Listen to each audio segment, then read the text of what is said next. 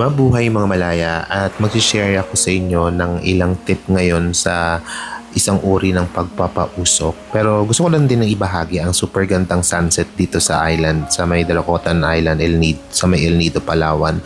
Sobrang iba yung kulay dito tuwing nagkaka-sunset. Hindi lang yung kalangitan yung nag-iiba yung kulay, maging yung pinaka lupa, yung sand at yung buong paligid talagang nag-iiba yung kulay niya. Sobrang nakakamangha. May bago ako ditong space kung saan ginagawa ko ng aking mga session. Baka temporary space lang ito pero tinawag ko siyang Balay Diwa. May mga yoga retreat training kasi kaya medyo maraming schedule sa Shala yung malaking space kaya dito muna.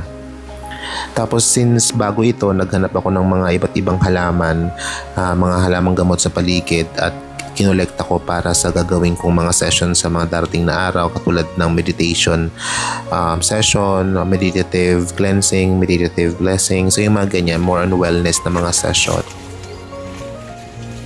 Nindot man daghan man tayo ng pantanom ka diri no. Nadag ko naman yung mga okra murag wala magi-harvest sayang. Ako ngayon nagkaon ko ganyan sa tanag tuyok-tuyok. Ako na ipagbulang para mahimong Punla. isidro lang Seedling na lang. Next time. Siguro.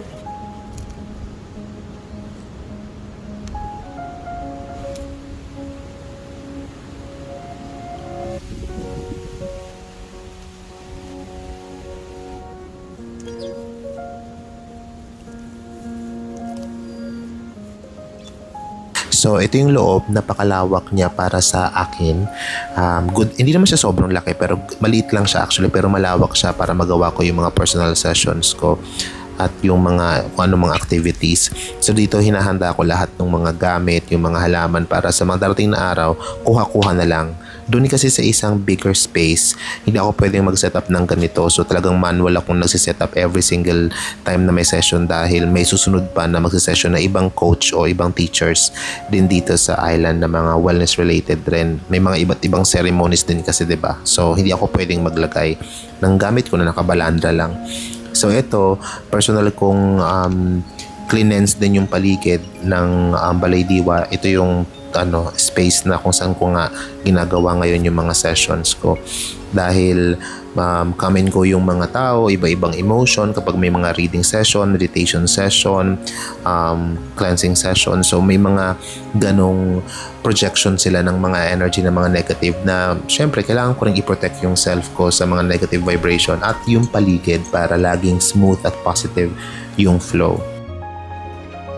So dito pati yung mga tools ko na mga gabaybayin at yung sungka cleanse ko. By the way, yung nakita nyo pala kanina na nagpapausok ako tapos winawasiwas ko yung mga halamang gamot or halaman, ito actually yung idea nun. So kaya ako na gumagamit nun hindi para lang iwas-iwas yung usok pero para din ma-amplify pa yung spiritual property ng cleansing incense. Kasi yung mga halaman na to, whatever halaman na gagamitin mo na bungkos para pang wasiwas, kailangan aligned rin or connected rin yung spiritual properties niya doon sa ginagamit mong insenso. So ibubungkos mo lang itong halimbawang video na to sa pagbubungkos, iba't ibang halaman. Tapos, hawakan mo lang siya as is. Pero make sure ha, na kung ano yung, kung blessing yung gagawin mo, dapat mga blessing herbs din yung gagamitin or plants or roots, whatever na gusto mo. Pero pag cleansing, dapat cleansing din ng mga halaman. Kasi habang winawasiwas mo siya, ipinoproject mo din mismo freshly doon mismo galing sa mga halaman yung energy o yung spirit nung spiritual property.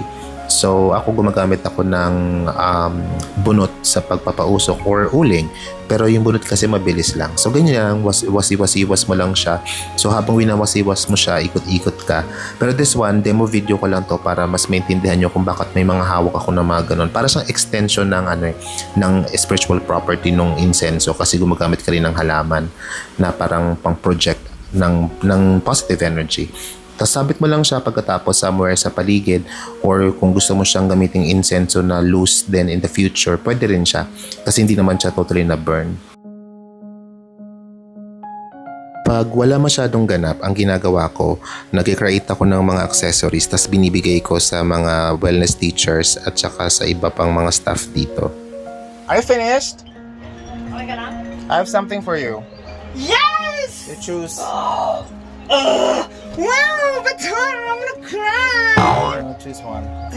Thank you. Are you free? Come over. Rihanna, go over there. Get your life. Do you want this? One of these? Oh. So you choose one.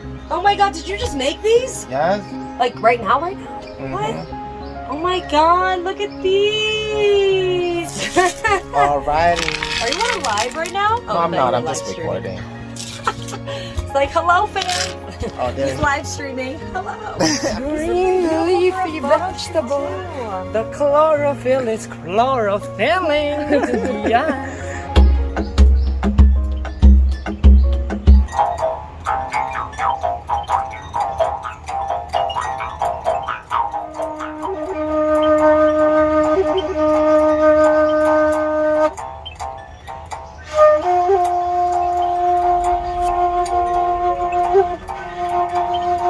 Tapos since naabutan ko na full moon dito sa island, may in-invite sila na sound healer. Nag-join ako sa session nila pero hindi ako nag-join as one of the sound healers. Nag-join ako bilang participant kaya sobrang nakaka-relax itong time na to. Full moon ito. Hindi ko lang napakita na kasi hindi na ako nag-video kasi gusto ko talagang mag-relax. And speaking of relaxation, kapag may oras talaga akong mag-relax, talagang ginagawa ko siya. Well, araw-araw naman talaga nakaka-relax dito dahil sa ganda ba naman ng lugar, sinong hindi ma-relax, diba? Dahil sobrang ganda ng dagat, ng buhangin, ng paligid, pati yung mga tao dito ay napaka-ganda din na kasama dahil more on positive talaga ang kanilang mindset. So, kaya nakakatuwa at na-experience ko ang mga gantong bagay. Kumbaga, lagi akong workation.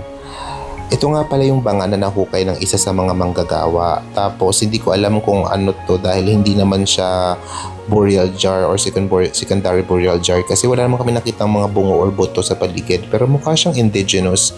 Hindi ko lang sure kung meron tong cultural value. Pero kung may idea kayo, kung may expert dyan, let me know kung meron bang potential itong banga para kahit papaano ma-donate natin sa museum kasi mukha talaga siyang indigenous jar. So yun, and wala naman siyang ibang kasama liban sa mga uri din ng mga babasagin na hindi rin kami familiar. So yun, by the way, birthday ko, nagkaroon kami ng boat na parang sailing, naglayag kami. Hindi ko pa to actual birthday pero parang yun yung pre-birthday sailing, yung drama namin dito. Ang ganda kasi sunrise ito, kaya nakakatuwa tignan yung liwanag ng araw na papaangat tapang nasa dagat ka at nagre-relax lang. And pagdating nung gabi, syempre nagkaroon kami ng konting wine session ng mga wellness team. And dahil birthday ko nga, ayun lang, mabuhay. Maraming salamat. You say the appropriate. Thank you. Yeah.